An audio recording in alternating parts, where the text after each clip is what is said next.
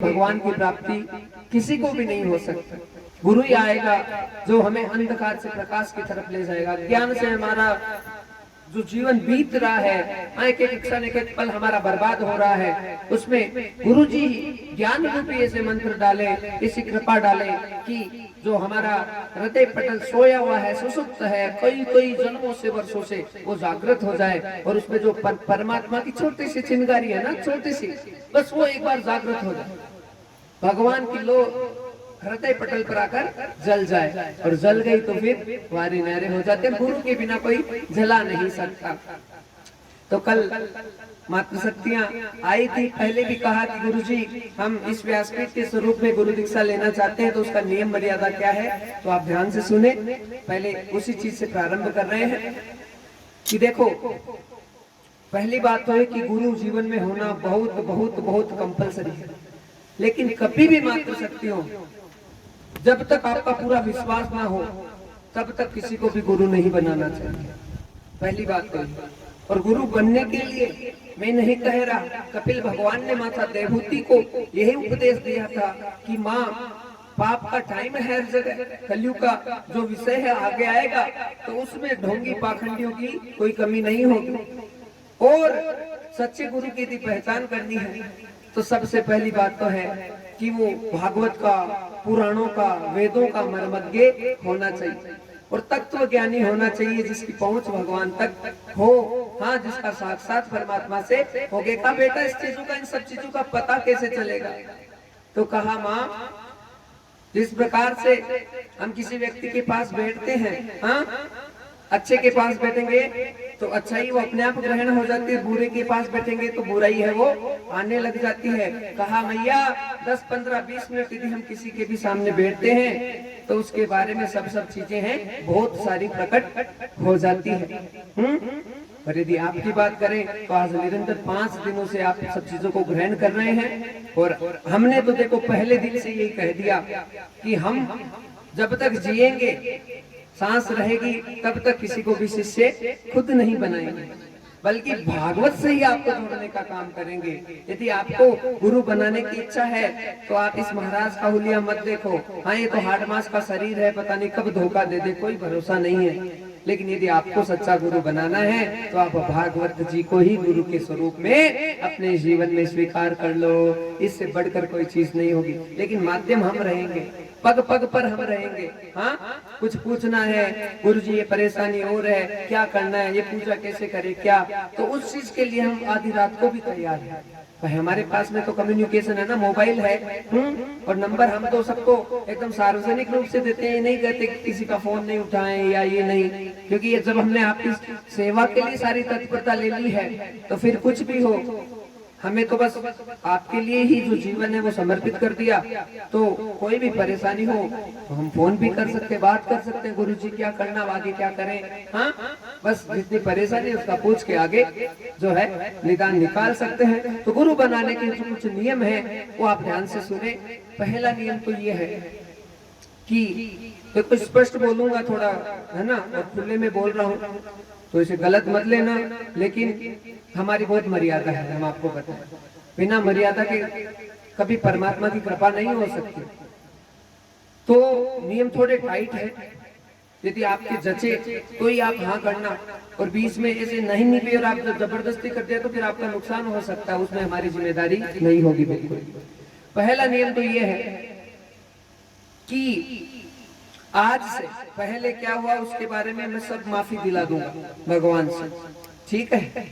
आज से ये करना है कि जीवन में कभी भी, मुझे स्पष्ट बोलना पड़ेगा, अंडा, मांस, हाँ, शराब, बीड़ी, सिगरेट, गुटखा, तंबाकू,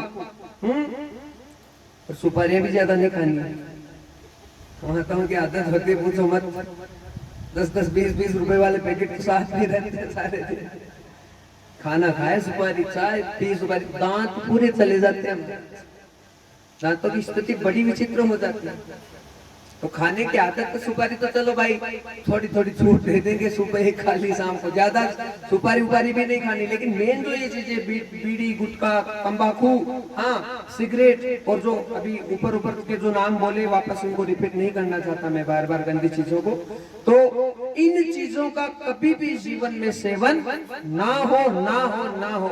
और ध्यान से सुन लेना, हाँ आज तो संकल्प करके दीक्षा ले ली महाराज ने, भागवत जी को आपके घर पे विराजित कर दूंगा, और बाद में यदि खा लिया और आपकी कुछ बर्बादी हो गई तो महाराज की बिल्कुल भी जिम्मेदारी नहीं है। ये रिकॉर्डिंग हो रही है, ध्यान से सुन लेना इस बात, सुन रहे हो ना। तो पहला नियम तो यही है, चाहे हमारे प्राण निकल जाए हमें गंदगी अड़ानी नहीं है, टच नहीं करनी है। गुरु जी हम ऑफिस में जाते हैं, हमारे आसपास वाले साथ वाले खाते हैं तो खाते हैं, उनको मरने दो। दुष्टों की संगति मत करो, दुष्टों से दूर होने की चेष्टा करो, और जो गलती हो गई उसके लिए साष्टांग होकर भगवान से माफी मांगो कि है परमपिता आज तक तो गलती हो गई, लेकिन गुरु जी के विचारों से हमारे जीवन में बहुत बड़ा बदलाव परिवर्तन है वो आ गया, और आगे हम हमारे जीवन में ऐसा कोई भी गलत काम है वो नहीं करेंगे। मातृ शक्तियों के लिए जरूरी है कि देखो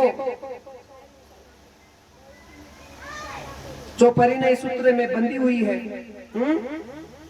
जिनका विवाह हो चुका है, हाँ तो पति देव आपके लगे हुए हैं साथ में, आप अर्धांगिनी हो किसी न किसी, यदि वो गलत काम करते हैं तो आप भी पाप की भागीदार हो। नहीं एक बात कह रहा हूं मैं, आपको ध्यान से सुनना, यदि वो कुछ गलत करते हैं, यदि उन्होंने आज तक किया है, तो मैं उसके लिए माफी दिला सकता हूं। लेकिन अब आप गुरु दीक्षा के लिए आओ और वो शाम को पीकर आए तो फिर मामला बराबर हो गया, कोई मतलब नहीं इस बात का, फिर आगे उस चीज में बढ़ने की जरूरत ही नहीं है। पहले उनको सुधारने की आवश्यकता है कि वो सही रहे। देखो यही है भाई साहब कि आप चाहे कितनी शुद्धता कर लो, अब वो गंदगी करके आते हैं तो फिर मामला खराब हो जाता है। हाँ मन में बैठ कर आप यहाँ ऐसे भाव बना लो कि क्या करें ठाकुर जी आप ही छुड़ाओ या क्या करना क्या नहीं करना, और मैंने तो इतना चैलेंज तक कर दिया। अब देखो ये पहली ऐसी कथा होती जिसमें कोई पुरुष आ ही नहीं रहा था। आपके जो धनी है उसका चेहरा तो दिखा देते मुझे भी एक बार, बताने में थोड़ा मैं भी आशीर्वाद दे देता कि जा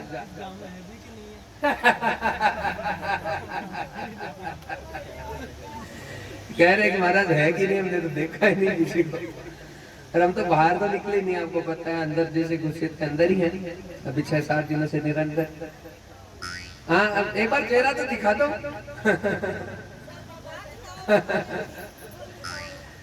कल की छुट्टी करवा दो, क्या कल जाने मत दो कि भाई कल अंतिम दिन है कथा का, और कल वैसे सैटरडे है ना, शनिवार है ना कल, हाँ तो सैटरडे संडे तो चल जाता है मेरे साथ, तो एक दिन की छुट्टी ले लो कोई बात नहीं, हाँ तब आनंद होगा। तो यदि गुरु दीक्षा ले तो उसके लिए नियम ये है कि घर में किसी प्रकार की गंदगी ना हो।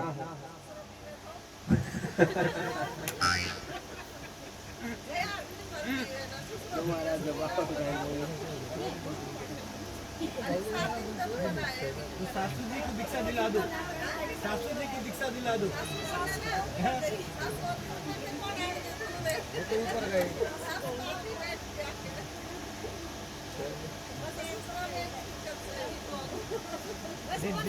आपके आप में संस्कार आएंगे ना तो धीरे धीरे आपको देखकर वो परिवर्तित हो जाएंगे धीरे।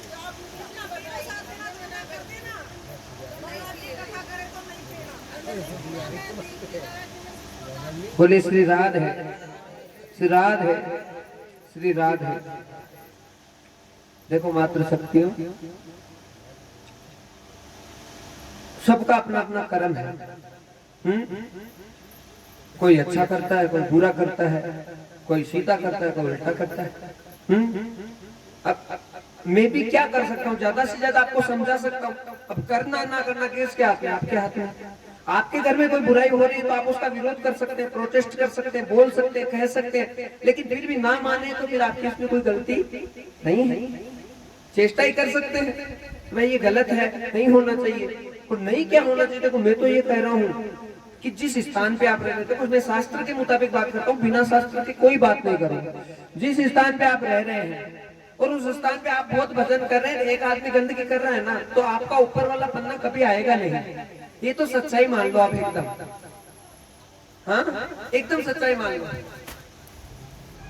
और उसमें एक चीज है कि मान लो जैसे भागवत जी को पोथी के स्वरूप में आपने घर पे विराजित कर लिया, अब आप तो यहाँ पूजा कर रही है और वो आदमी उल्टा सीधा काम करके आ गया, तो ये देख लो फिर वो गोविंद की कृपा हो ही नहीं सकती, वहां पे गड़बड़ हो गया मामला सा। हाँ, तो पहले नियम तो ये लेने की चेष्टा करो कि भाई कोशिश करो कि मामला खत्म ही हो जाए, घर में वो जो गंदगी वो हमेशा के लिए बंद हो, खत्म हो। और फिर भी ना हो तो कोशिश ये कर लो कि उस स्थान पर रहने की कोशिश ना हो, भाई अपना अलग मामला बैठा।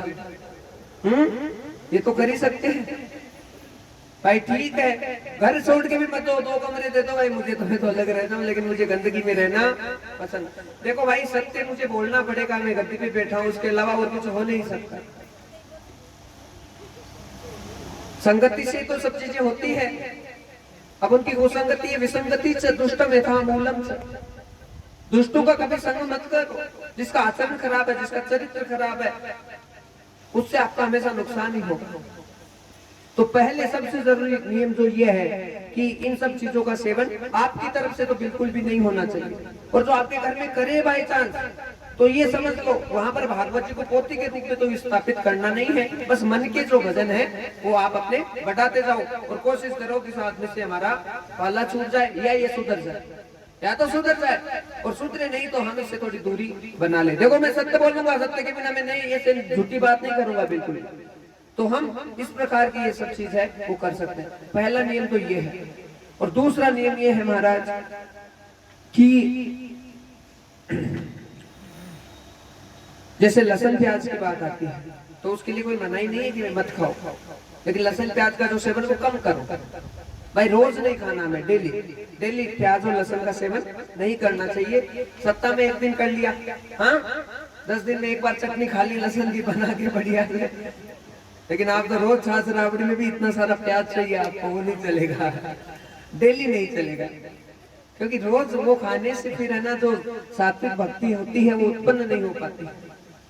कोई वो प्याज और लहसुन बुरी चीज नहीं है, ऐसे मत सोचना, हाँ बहुत गुणकारी चीज है, लेकिन डेली उसका सेवन करने से क्या होता है कि भक्ति करने में उसे निषेध माना गया है। समझ रहे हैं? भगवान के कभी लहसुन प्याज का भोग नहीं लगता। और कई माताएं तो बड़ी होशियार होती हैं, हमें ज्ञान देने लग जाते, महाराज ये तो जमीन का फल है, ठाकुर जी की थाली से गिरा था, थाली से गिरा था, सेटानिक तो लगा दे, भोग हमारे तो नहीं चलेगा। समझ रहे हो? तो रेगुलर इसका सेवन ना करें। और सुबह जल्दी उठने की आदत है, नियम बता रहा हूं। 4 बजे ना उठ सके कोई बात नहीं, 5 से लेकर 6 के बीच में तो उठ जाओ। 5 से 6 के बीच में उठ सकते हो, हाँ उस समय आँख खुल जाए। आँख खुलते ही क्या करना है, मुख धोना है, हाथ पैरों को शुद्ध करना है, नहाने की जरूरत नहीं है उस समय। और 10 मिनट के लिए आसन पर बैठ जाओ। अपनी पूजा का आसन अलग होना चाहिए, ये नहीं कि पूजा करते किसी का भी आसन ले लिया बैठ गए। पूजा का खुद का आसन अलग, इंडिविजुअल, फिर पूजा होने के बाद आसन को समेट कर अपना अलग रखो। अपने पतिदेव को भी अपने आसन में बैठने दो, आपका आसन अलग होना चाहिए पूजा का। अब सुबह का जो समय हो उस समय सीधा बैठ के 108 बार या 10 मिनट ओम, एकदम धीरे धीरे, किसी को डिस्टरबेंस भी ना हो, क्योंकि 7 बजे उठने वाला ना ओम ओम करो तो खून आ गया भगत ऐसा, लड़ाई झगड़ा हो जाए घर में। हाँ एकदम धीरे धीरे आराम से प्रेम से, हाँ और आंख बंद करके आपको जो भगवान की छवि अच्छी लगे, शंकर को मानते हो शंकर की छवि बना लो, बंसी वाले को मानते हो बंसी वाले की छवि बनाओ, बालाजी को मानते हो बालाजी की, खाटू नरेश की को मानते हो तो खाटू नरेश की छवि बनाओ। सीधे बैठ के बस बोलना क्या है, ओम। आप भी बोलो ना, एक बार 3 बार बोल लो मेरे साथ,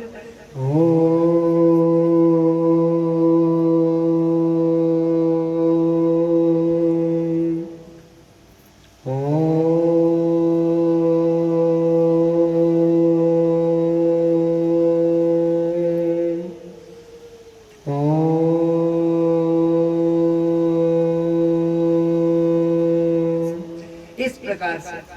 हाँ ये समझ लो 10-15 मिनट तक बोलना है, या मैं ये मर्यादा डालूं कि 100 से ऊपर नाम तो एक बार लेना, 108 बार ऐसे करके 10-15 मिनट लगेंगे, इससे ज्यादा नहीं लगेंगे।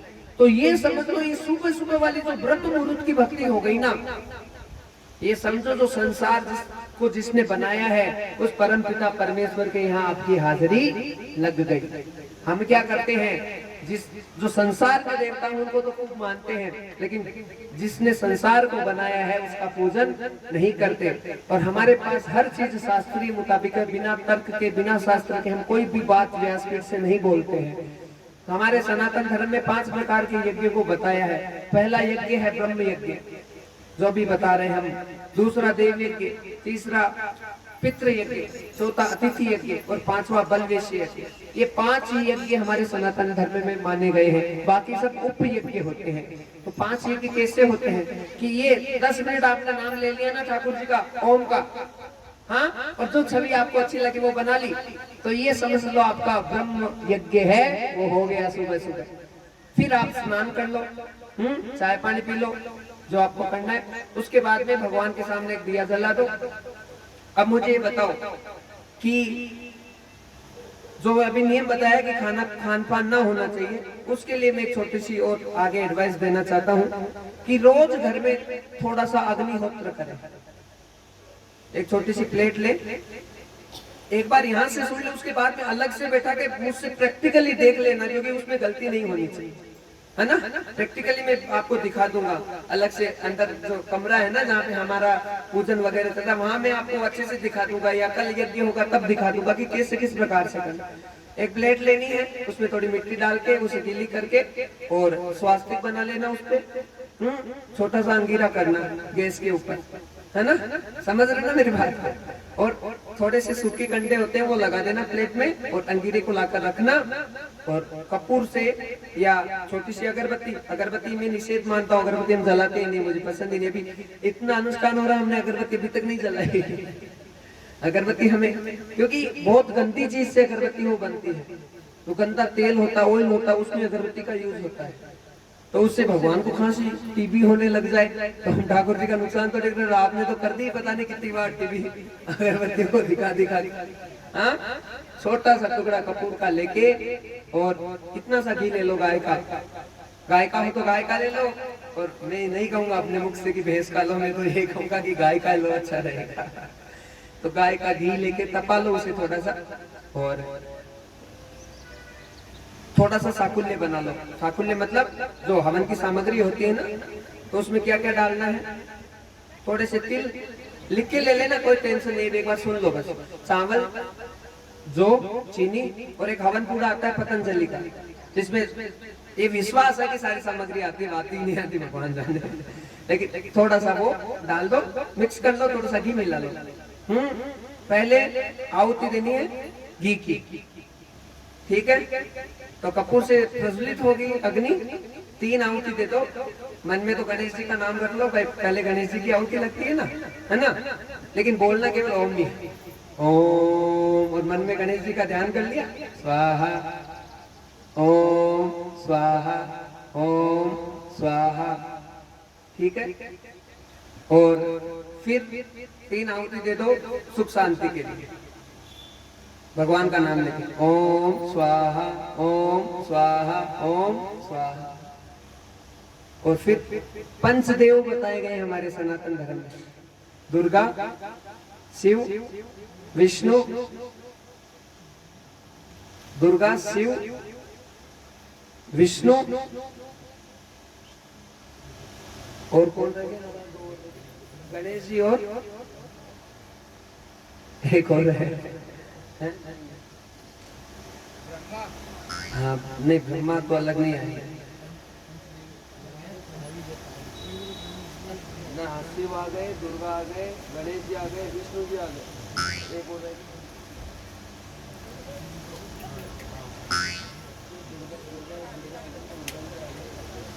दुर्गा आ गए, शिव आ गए,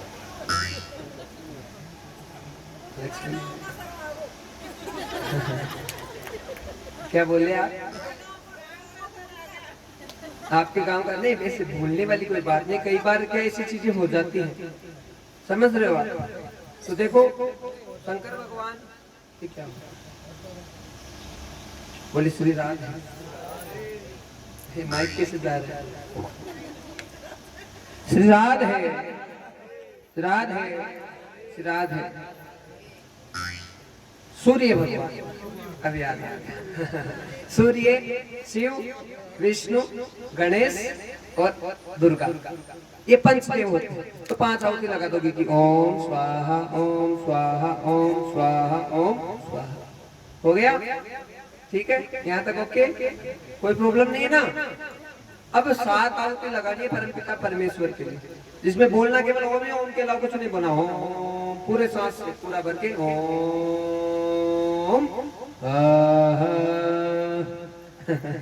पंडित बना रहा हूँ आपको पक्का। ओम स्वाहा, 7 आहुति लगी। फिर जो साकुल्य बनाए उसकी 7 आहुति लगा, ठीक है। और फिर थोड़ी सी घंटी बजा दो, और घंटी बजा के गोविंद जय जय गोपाल जय जय गोविंद जय जय गोपाल जय जय राधा रमण हरि गोविंद जय जय राधा रमण हरि गोविंद जय जय गोविंद जय जय गोपाल जय जय गोविंद जय जय गोपाल जय जय राधा रमण हरि गोविंद जय जय राधा रमण हरि गोविंद जय। तो 10-15 मिनट के लिए भजन कर लो, जब तक अग्नि प्रज्वलित रहे, घंटी बजाते रहो, ठीक है। और फिर साकुल्य थोड़ा सा डाल के, थोड़ा घी डाल के, और ऐसे बोल दो ओम पूर्णाहुति स्वाहा, ठीक है। हो गया आराम से, कोई टेंशन नहीं है। उसके बाद में थोड़ी वो पक जाए अग्नि, तो थोड़ी सी जो भभूति है वो भगवान को दिखा दो, और थोड़ी सी आप हल्की सी लगा लो। ज्यादा लगाने की जरूरत नहीं, काले टिक की ज्यादा मैं पसंद नहीं करता, ठीक है। हल्का सा लगा लो और भगवान के हाथ जोड़ लो। और रोटी बन जाए उससे पहले आपके घर में, तो रोटी का टुकड़ा तोड़ के चीनी के साथ में या गुड़ के साथ में, पतासे के साथ में, मिश्री के साथ में थोड़ा सा भोग अग्नि में लगा दो। अग्नि में लगाना भोग जरूरी है। तो इससे क्या होगा, ये आपका देव यज्ञ हो गया बढ़िया से। घी का दीपक जला दिया, छोटा सा अग्निहोत्र कर दिया, और बैठ के गोविंद जय जय गोपाल जय जय कर दिया। 15-20 मिनट सुबह, 15-20 मिनट शाम को, ये देव यज्ञ हो गया। तीसरा यज्ञ है पितृ यज्ञ, कि हमारे घर में जो बूढ़े माता पिता, बेटा सही करना आवाज पर, जो बूढ़े माता पिता है वही हमारे सबसे बड़े पितृ हैं। मरने के बाद तो फोटो में आ जाते हैं, हाँ, फिर चाहे कैसे कुछ भी करो कोई फर्क नहीं पड़ता। एक बार फोटो में आ गए तो फिर बर्बाद ही है, फिर कुछ नहीं है। जो होना है जीवित ही होना है। तो घर में जो बुजुर्ग हैं, बूढ़े माता पिता हैं, और जिनको आप सम्मान करते हो, बस उनका आशीर्वाद ले लो। बीननी चाय बना दे, तो एक तो बीननी चाय बनाए बढ़िया से, अदरक वदरक डाल के, काली मिर्ची डाल के, और एक बीननी के सासू जी मुझे बहुत परेशान करती है रोज। हाँ, मेरा तो सीरियल आ रहा था, बीच में चाय के लिए बोल दिया, तो दूध की जगह इतना सारा पानी डाल के ले सासू पी ले, गर्मा गर्म पानी। हाँ, तो पितृ यज्ञ करना, अच्छी सी बनानी चाहे। तो पितृ कौन है? जो जीवित हैं, जो दिख रहे हैं प्रत्यक्ष में, वही पितृ है। माता और पिता मात्र पितृ, और जो बूढ़े बुजुर्ग हमारे आसपास में हैं, वो ही सबसे बड़े हमारे पितृ हैं। और ध्यान से सुन लो इस बात को, जो हमसे बुजुर्ग है, बूढ़े हैं, यदि हम जीवन में उनकी सेवा करते रहे बराबर, तो कभी भी हमारी कुंडली में काल सर्प दोष नहीं बनेगा, पितृ दोष नहीं बनेगा। वो दोष कहाँ से होते हैं? यहीं से तो दोष होते हैं। पिताजी को कुछ भी बोल दिया, मर्जी हुई वो, हाँ, माँ का कैसे अपमान कर दिया, तो ये समझ लो अपमान आपने तो कर दिया उल्टा सीधा बोल के, लेकिन वो पाप की गठरिया आपके माथे पर भारी हो गई। समझ रहे हो? तो जीवित ही जो पितृजी हैं, उन्हें हम प्रसन्न कर सकते हैं, मात्र पितृ, बस उनके चरणों में नमस्कार। बिननी गर्म पानी कर दे, थोड़ा सा सर्दी का टाइम हो तो आपने पानी ला कर दे दिया, हाँ, कुल्ला करवा दिया, हर चीज में मदद कर दी। बेटा मेरी साड़ी नहीं मिल रही, वो ब्लाउज नहीं मिल रहा, मैचिंग वाला वो निकाल के दे दे, तो ये हेल्प आपने कर दी, तो ये समझ लो क्या हो गया, पितृ यज्ञ हो गया। आपके जो बुजुर्ग हैं घर के प्रसन्न हैं, तो समझो भगवान का खूब आशीर्वाद है वो प्रदान होता है। तो महाराज ये तीसरा यज्ञ, चौथा यज्ञ अतिथि यज्ञ। ये क्या होता है? हमारे सनातन धर्म में माना गया है कि अतिथि देवो भव, लेकिन वो लहसुन प्याज वाले अतिथि अतिथियों में नहीं आते। हाँ, सिगरेट विगरेट बीड़ी बीड़ी पी के आते हैं हमारे रिश्तेदार, हाँ आपके घर पे आ गए, वो अतिथि में नहीं। अतिथि सबसे बड़े हैं कि कोई महात्मा आए, कोई संत आए, हाँ कोई भक्त आए, कोई ब्राह्मण आए, तो वो वास्तविक रूप से वो अतिथि है। तो उनका खूब सम्मान करना चाहिए और उनसे खूब खूब आशीर्वाद है वो लेना चाहिए। अब यही अतिथि यज्ञ होता है। तो ये मौका परमात्मा ने आपको अभी भागवत के स्वरूप में तो दिया ही है। अब कहते हैं ना, ना जाने किस रूप में नारायण मिल जाए। तो कोई साधु आए, संत आए, आपके घर के आसपास आए कुछ, तो उसे कभी भी अपमानित करके ना भेजे, बल्कि जो आपके पास में हो उसके मुताबिक संतुष्ट करके भेजना चाहिए। तो यह अतिथि यज्ञ हो गया। और पंचम जो यज्ञ है वो बलवेश्य यज्ञ। वो क्या है कि पहली रोटी गाय को और लास्ट वाली रोटी हमेशा कुत्ते को देनी चाहिए। पहली रोटी कभी कुत्ते को नहीं देनी चाहिए। हाँ, कुत्ते का जो भोजन होता है वो चांडाल का भोजन होता है। और जो कुत्ते को घर में रखते हैं, ये समझ लो साक्षात यमराज को ही घर में रख रहे हैं और दूसरे को घर में नहीं रख रहे हैं। मेरे कोई कुत्ते से कोई दुश्मनी नहीं है, लेकिन आपको ये बताऊं कि उसे चांडाल की योनि प्राप्त है। तो यदि आप चांडाल का संग करेंगे तो चांडाल जैसे गुण तो आप में आएंगे ही, है कि नहीं बताओ? तो जो अंतिम ग्रास बचे वो किसका है? कुत्ते का है। तो अंतिम जो रोटी बचे वो कुत्ते को डाले। आप जब भी भोजन करें तो देखो आपकी थाली में जो आए ना वो आपका भाग है। चाहे 2 सब्जी आई है, 4 सब्जी आई है, आज का भोजन जो आया आपके पास वो क्या आपका भाग है। उस भाग में से यदि आप आधी रोटी, 1 रोटी गाय के लिए निकालते हो, या अपने भोजन में से किसी को देते हो, तो ये समझ लो ये सबसे बड़ा अन्नदान है। इससे बढ़कर कोई अन्नदान है नहीं। अपने पर्सनली यदि बात करें ना अन्नदान करने की, तो उस स्थिति में आपके भाग में जो भोजन आया है उसमें से आप कुछ निकालते हो, तो यही वास्तविक अन्नदान आपके द्वारा हो रहा है। भोजन करें तो पहले ठाकुर जी को याद करें। हाँ, कहे ठाकुर जी जीमो भोजन करो, भोग लगाओ भगवान। हाँ, तो इस हिसाब से हमें बोलना जरूरी है। बस केवल बोलेंगे हमारी भावना है तो ठाकुर जी है वो ग्रहण करेंगे। ठीक है, थोड़ा सा जल भी हाथ में ले सकते हैं और थाली के ऊपर से घुमा के और जल को छोड़ के हाथ जोड़ के और ये कह सकते हैं कि भगवान भोजन को ग्रहण करें। और उसके बाद में ये समझ लो कि वो परमात्मा यहाँ बैठकर भोजन को ग्रहण करेंगे और वो जो भोजन खाएंगे वो साक्षात प्रसाद हो जाएगा। नहीं तो महाराज हम बिना भोग लगाए यदि कुछ भी भगवान के बिना भोग लगाए कुछ भी खाते हैं, तो वो जो अन्न है वो महाराज कभी भी हमारे शरीर पर लगेगा नहीं। वो तो नुकसान हो गया बहुत बड़ा, वो नरक हो गया साक्षात। मतलब विष्टा खा रहे हैं हम, साक्षात लिखा हुआ है शास्त्रों में कि हम विष्टा ग्रहण कर रहे हैं, गंदी चीजें ग्रहण कर रहे थे। भगवान के भोजन भोग ना लगा के यदि किसी चीज को ग्रहण करते हैं तो हम अच्छी चीज नहीं खा रहे। और जैसे हमने भोग लगाया भगवान को, सोचो ये साक्षात प्रसाद बन गया और वो प्रसाद हमारे शरीर पे काम करेगा। अन्नादि भवन्ति भूतानि यज्ञ कर्म समुद्भव। भगवान ने कहा अर्जुन को कि अन्न ही सबसे बड़ा भगवान है। हाँ, तो इस चीज का ध्यान रखें। और घर में साफ सफाई तो रखनी है, वो तो कहने की जरूरत नहीं है। हाँ, नाखून छोटे छोटे रखें, ये भी जरूरी है। हाँ, और शरीर है, देखो हम जैसे जैसे हमारी आयु बढ़ रही है वैसे वैसे मृत्यु की तरफ बढ़ रहे हैं। लेकिन first impression is the last impression. और पहले यदि हम किसी के भी सामने जाते हैं मानो, तो पहला तो क्या दिखता है, हमारा मुखड़ा ही दिखता है ना। और चेहरा देखकर सब चीजें बहुत चीजें वो पता चल जाती है केवल चेहरा देखने मात्र से। तो हमेशा अच्छे वस्त्र पहने और खुश रहने की चेष्टा करें। जितने प्रसन्न रहोगे उतनी ही भगवान की कृपा ज्यादा होगी। और जितने सारे दिन ऐसे सूझे हुए रहोगे तो सूझे हुए ही रह जाओगे, एक दिन चले जाओगे।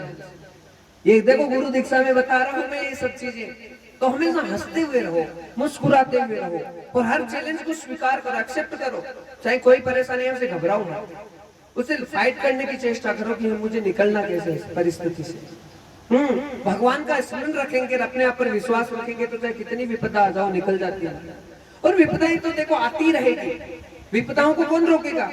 ये तो संसार है, ये चलती रहेगी, आती रहेगी। लेकिन जो भगवान के प्रति नियम मर्यादा जिसकी पूरी है, उस पर चाहे कितनी भारी विपत्ति हो, भगवान आकर खड़ा हो जाता है। अब ये सारी चीजें तो हुई यज्ञों के बारे में मैंने बता दिया, ठीक है। अब बलवेश यज्ञ में जो है रोटी बनती है ना, उसका टुकड़ा अग्नि में प्रवाहित करते हैं, तो ये भी बलवेश यज्ञ में ही आता। वो मैंने पहले ही बता दिया। देव यज्ञ में बताया ना कि रोटी का भोग थोड़ा सा है भगवान के लगा देना चाहिए। तो पहले की और माताएं तो ऐसे ही करती थी, पहले चूल्हा होता था तो चूल्हे में रोटी जैसे ही बनती थी तो पहली रोटी वहीं डाल देती थी चूल्हे में। डालती थी कि नहीं डालती बताओ?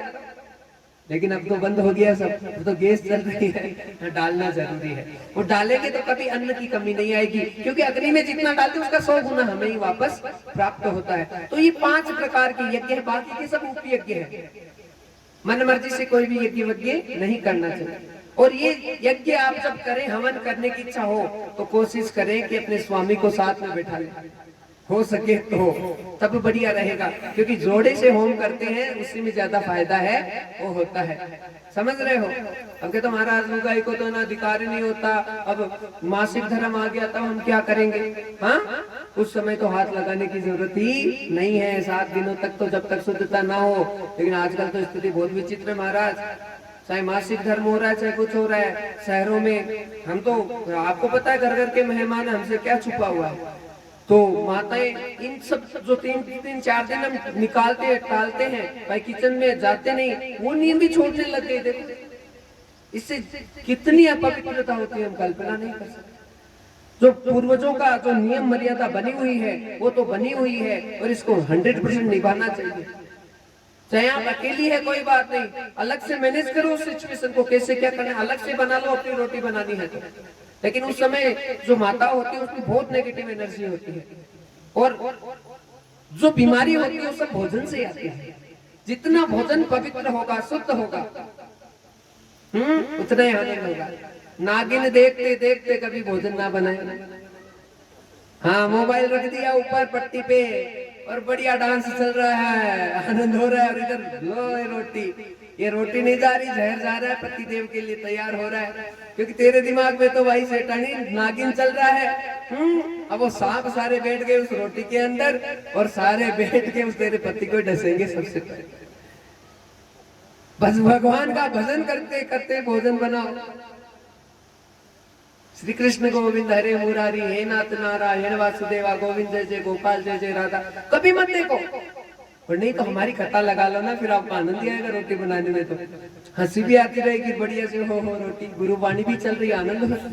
हाँ, भागवत सुनते सुनते, भजन सुनते सुनते खाना बनाओ, फिर वो खाना साक्षात भोजन नहीं प्रसाद हो जाएगा भगवान का बहुत बड़ा। और आप इसको प्रैक्टिकल करके देखो ना, देखो एक दिन तो ऐसे करना कि बढ़िया से भजन सुन के पति देव को खाना खिलाना, एक बार करना प्रैक्टिकल, बढ़िया से खिलाना, ठीक है। और एक बार ये नागिन वागिन देख के 2 दिन ये खिलाना, आपको फर्क अपने आप नजर आ जाएगा। जिस दिन भगवान का भजन करके खिलाओगे उस दिन उनके मन में अपने आप ही इच्छा होगी कि ले चल आज कोई मंदिर का दर्शन करके आ जाए, यहाँ चले वहां चले। हाँ, और जिस दिन नागिन वाला खिलाओगे उस दिन वो सांप पहले आपको काटने के लिए तैयार रहेगा, गुस्सा आएगा। तो कंट्रोलिंग आपके हाथ में, आपको क्या करना। हमारी सारी बातें प्रैक्टिकल है महाराज, समझ रहे हैं। तो भगवान का भजन करके यदि भोजन बनाएंगे तो ये साक्षात भगवान का प्रसाद है वो होगा, और उससे आपका बहुत बहुत आनंद है वो हो जाएगा। तो इन सब चीजों का, छोटी छोटी जो चीजें हैं उनका ध्यान रखें। और एक बहुत महत्वपूर्ण बात है वो ये है कि 24 घंटे का जो समय है ना, उसमें से ज्यादा नहीं तो 1.25 घंटा सुबह, मैं तो 2 घंटा बोलने वाला था, लेकिन ठाकुर जी ने मुझे कहा इतना मत बोल के इनके ज्यादा बाहर चढ़ जाएगा। 1.25 घंटा सुबह, 1.25 घंटा शाम को आप भागवत सुनने की आदत डाल दो। महाराज ये कैसे कर सकते हैं? इसका तरीका यह है, टीवी पे जो कथा आती है ना, टीवी पे आप कथा सुन लो, लेकिन टीवी पे कथा सुनने में वो आनंद नहीं आता है। हाँ बस ठीक है, चलो वो चलती है कथा, हम देख रहे हैं, लेकिन उसमें हमारा बार बार ध्यान भंग होता है। अब आप तो कथा सुन रहे हो, सास जगह पीर नहीं पानी पा, हाँ पति देव आगे चाय बना, तो बीच में कथा का क्या हो गया, डिस्टरबेंस हो गया। उससे अच्छा है कि अभी महाराज ने कहा कि सुबह सुबह उठ के भजन भाव वाला काम पहले कर लो। 4 बजे उठ के 1.25 घंटा चाहे नहाओ धो, मैं नहीं मानता नहाना धोना, मैं नहीं मानता पूजा पाठ में, क्योंकि भजनों में सबसे जरूरी है पवित्रता आत्मा की, समझ रहे हो। बाद में नहा लो चाहे कोई फर्क नहीं पड़ता। अब मैं तो देखो आपको बता दूं, गुप्त बात है, बतानी नहीं चाहिए, कि यहाँ यजमान के परिवार में है, रोज 1:30-2 बजे उठ जाता हूँ, 10 बजे सोता हूँ और 1:30-2 बजे उठ जाता हूँ, लेकिन किसी को डिस्टर्ब नहीं करता। पास में महाराज वगैरह सब सोते रहते, बस अपने बैठ के ध्यान, कथा चल रही है और आनंद हो रहा है। सुबह सुबह अपना काम है, रिचार्ज इतना मजबूत हो जाता है कि बाद में पूरा दिन इतना फर्स्ट क्लास जाता है कि इतनी बातें माताओं में आपको गारंटी के साथ कहता हूँ, कितनी कथा सुन लो, कोई नहीं बताएगा आपको। गुप्त बातें हैं वो तो कौन बताएगा, कौन चाहता है किसका कल्याण, सब अपना अपना स्वार्थ देखना चाहते हैं, लेकिन हमें अपना स्वार्थ नहीं देखना, हमें आपका कल्याण करना है वास्तविक रूप से। इसलिए आदत डाल ले। हाँ मोबाइल तो आजकल सबके पास में एंड्रॉइड अच्छे वाले, ठीक है, और नहीं है तो पति देव को कहते ला मोबाइल ला, मैं तो कथा सुनूंगी, चौका वाला दिलाते।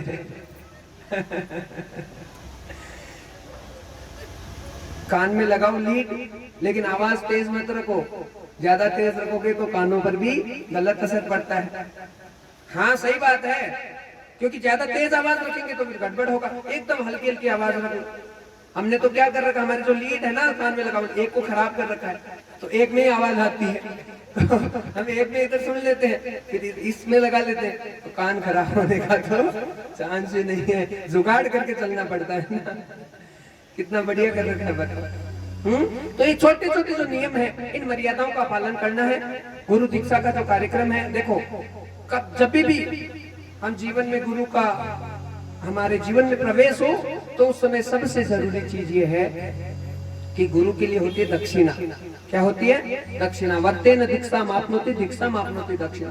कि जब भी दीक्षा ले, चाहे दक्षिणा 1 रुपए की हो, चाहे 50 रुपए की, चाहे 100 रुपए की हो, कितनी हो आपकी मर्जी, लेकिन वो दक्षिणा होनी जरूरी है। वस्त्र भी होते हैं गुरु जी के, हाँ, तो वस्त्रों के साथ में दक्षिणा रख के संकल्प होता है, संकल्प दिलाया जाता है सबको, तो संकल्प के साथ में दक्षिणा को चरणों में रख के, और जो जो नियम बताएं अलग से बताएंगे, क्योंकि जब तक कान में वो गुरु मंत्र नहीं जाएगा तब तक सारी बातें बेकार हो जाती है। कौन सा मंत्र हाँ दिन में करना है, सुबह कौन सा मंत्र करना है, शाम को क्या कौन सी भक्ति करनी है। अब ज्यादा दुनिया भर का मंत्र नहीं बताऊंगा कि लो सुबह कौन सी दवाई दी थी, ऐसे ही बताऊंगा कि आपको इतनी आसानी से याद रह जाएगी और आपका काम एकदम सरलता से हो जाएगा बढ़िया से। तो इतनी सारी चीजें हैं।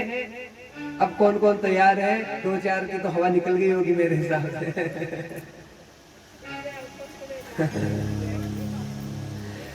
चलो ठीक है भाई, बोले भागवत भगवान की। विलंब हो रहा है, आगे बढ़े।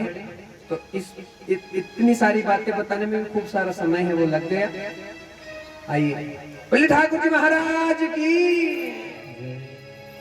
एक आधा कोई पॉइंट कम पड़ रहा है ना, दिक्कत आ रही है, तो महाराज से डिस्कस कर लेना अलग से, है ना, कि गुरु जी क्या करें, ये परेशानी आ रही है, हम गुरु तो बनाना चाहते हैं, हमारे ये परेशानी आ रही है, तो कोई ना कोई निदान है, निकाल के यदि संभव हो तो दीक्षा है वो दिलाने की कोशिश करें। बोले भागवत भगवान की। भागवत जी की पोथी को भी घर में विराजित करना है, कैसे किस प्रकार से।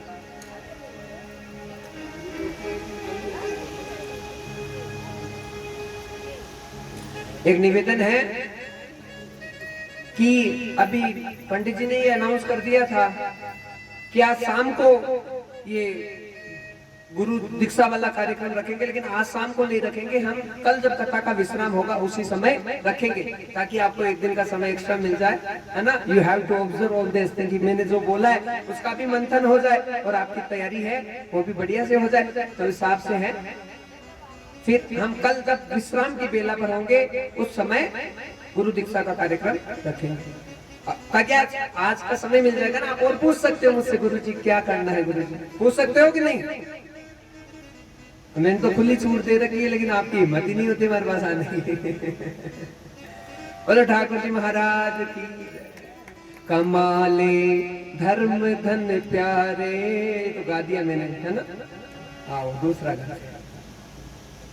बोले ठाकुर जी महाराज की धर्म की पकड़ कलाई रे तेरी बीती उमरिया, धर्म की पकड़ कलाई रे तेरी बीती उमरिया, की पकड़ कलाई रे तेरी बीती उमरिया, बीती उमरिया तेरी बीती उमरिया, बीती उमरिया तेरी बीती उमरिया।